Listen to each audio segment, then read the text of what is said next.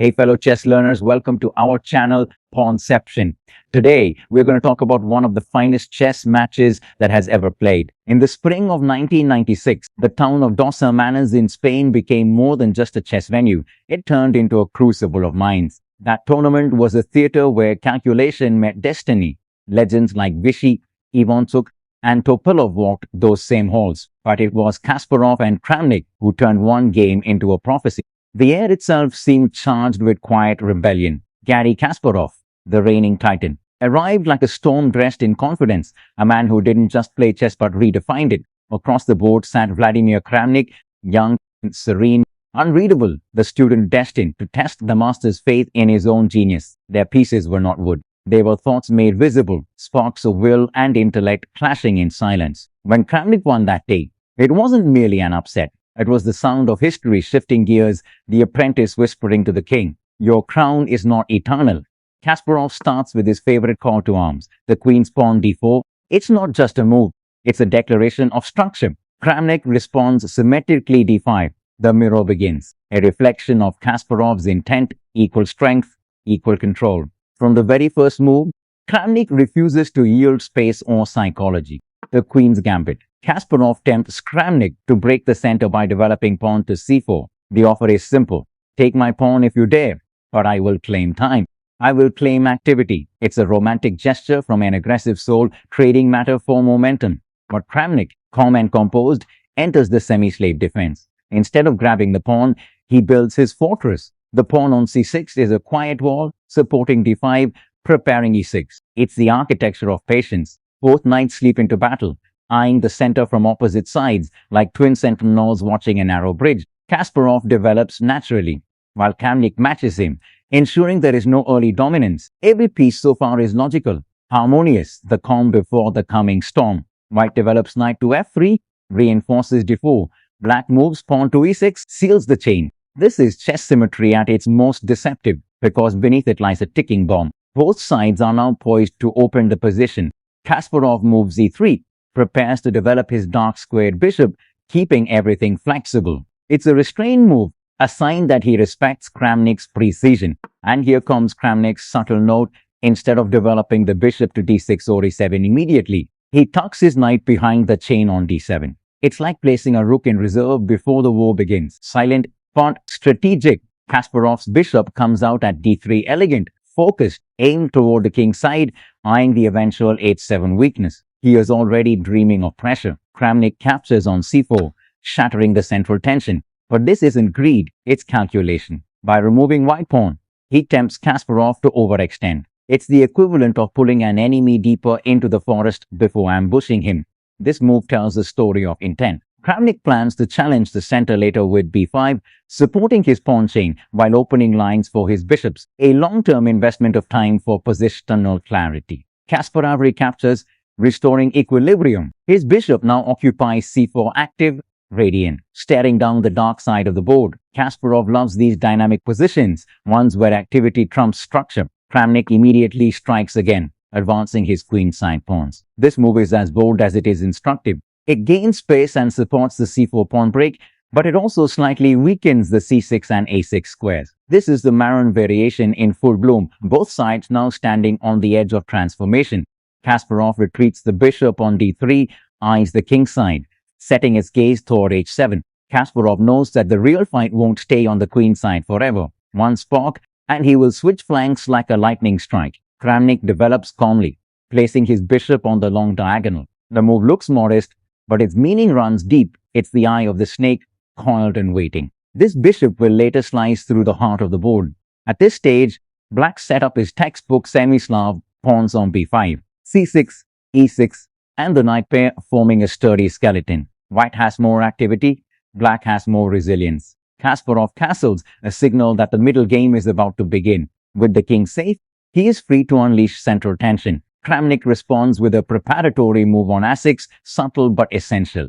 It defends b5, prepares c5, and secures the queen's side. This quiet pawn step might look harmless, but it's a foundation stone, the kind of move that separates great defenders from good ones. Kasparov finally strikes at the heart of Black's setup. The pawn to e4 transforms the position, activating the center and giving White an immediate initiative. To a beginner, It may look natural, but in this structure, it's brave. It opens a blinds while leaving white t4 pawn vulnerable. It's Kasparov's philosophy in one gesture. If I must risk the rule, I will. And Kramnik, unflinching, mirrors the strike to c5. A move of steel. He doesn't back down. He fights the center head-on. Both pawns now face each other like gladiators. The board is alive. Kasparov thrusts forward d5. This is not just a move. It's an emotional outburst in pawn form. The center explodes open. It slices into black's position, locking the structure while gaining space. It says, I am done with symmetry. Kramnik doesn't retreat. Kramnik pushes c4, a counter-strike worthy of his calm brilliance. It seals the center but opens a new front. With a single move,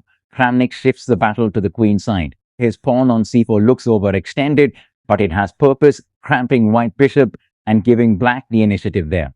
Kasparov calmly retreats his bishop on c2, keeping it alive and ready to participate in future assaults. The bishop steps back like a general, leaving the front lines only to command the next phase from afar. Kramnik develops his queen on c7, aligning it with the pressure along the c-file. It's an elegant multi-purpose move, defends the c4 pawn, connects rooks, and hints at a future nc5 or bd6.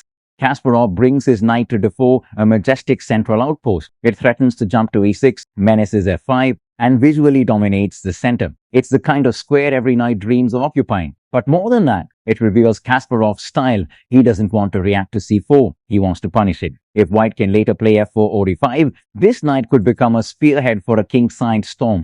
Kramnik responds with symmetry once again, a knight to c5. This knight attacks e4, defends b7, and eyes the b3 square. It's a brilliant blockade move, the kind of positional defense that defines Kramnik's legacy. Here, both knights stand in the center, gazing into each other's eyes like rival champions who recognize each other's strength.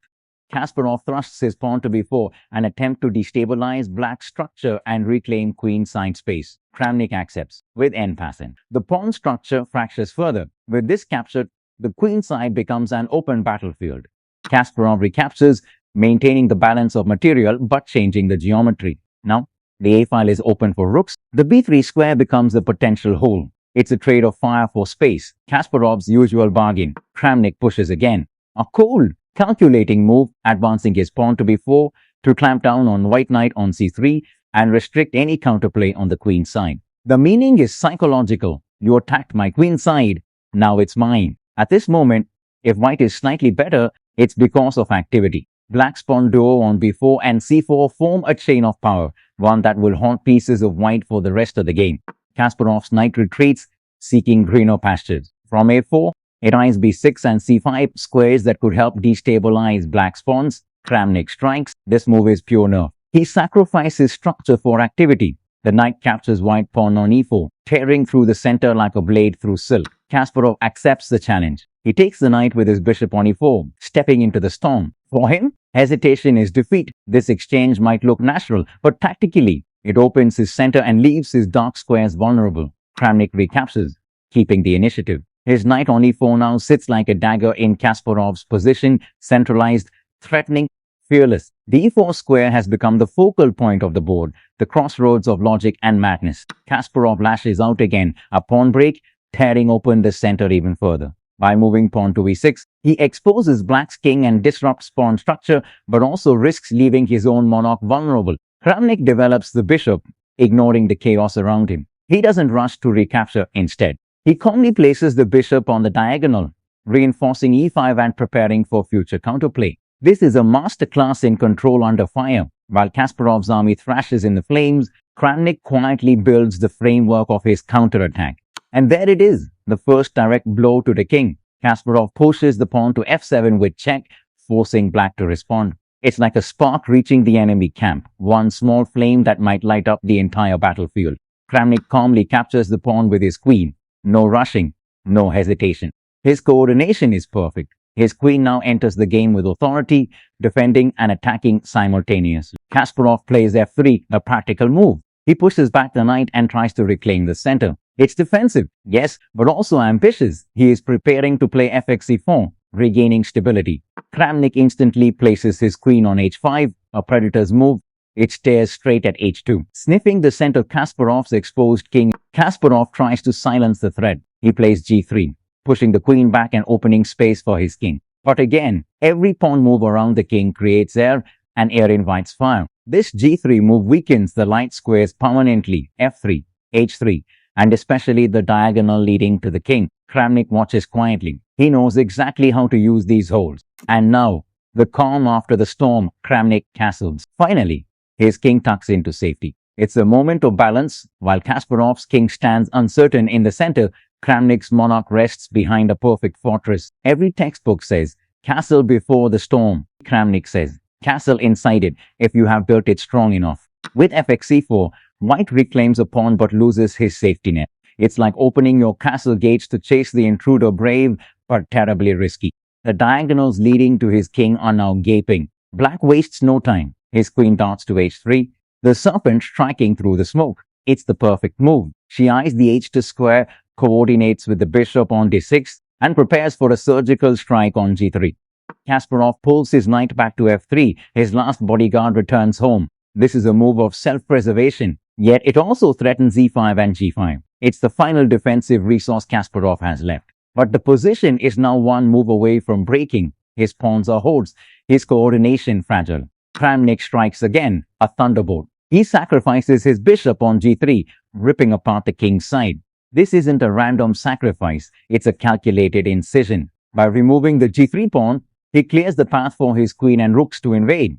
Kasparov doesn't capture. He counterattacks. His knight jumps to c5, forking multiple ideas. The bishop on b7, the rook on a6. This is the kind of move that only Kasparov would find amid chaos. Kramnik doubles down with another sacrifice. The rook takes on f3. He gives up an entire rook just to drag open the file leading to Kasparov's king.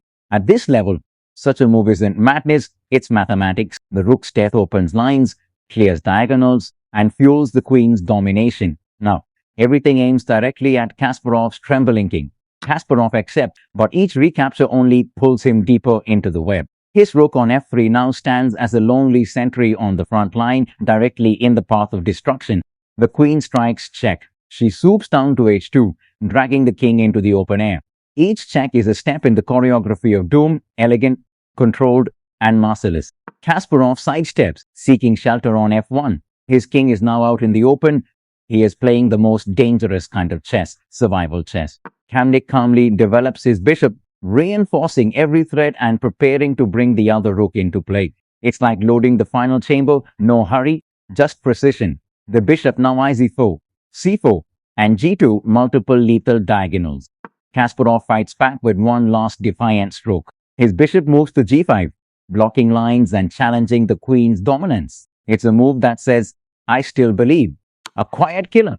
Instead of trading queens or forcing a draw, Kramnik inserts a Zwisch in Zug, an in-between move, check on bb5, forcing Kasparov's king to dance one step further before the execution.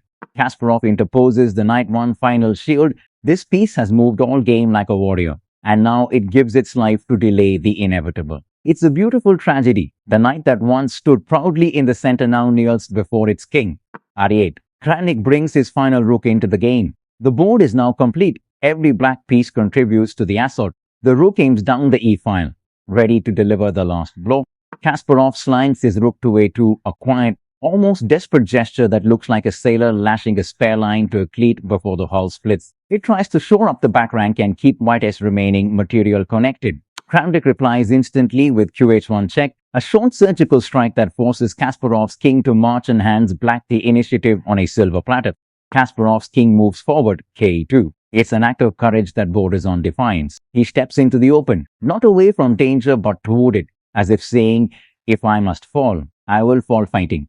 But here is the brutal truth of chess. Bravery is not always rewarded, especially when the enemy has already built the trap around you. Kasparov tries to connect his pieces, to keep the rook alive and threaten counterplay along the second rank. Yet, every square is burning every file. Every diagonal feels poison. Kramnik responds like a surgeon rx c4 check. He sacrifices nothing, but cuts everything. This move slices through the last barrier between Kasparov's king and the incoming flood. The rook delivers a check that forces the white monarch into retreat. And at this moment, Kramnik is in complete control. There is no drama in his execution, only precision.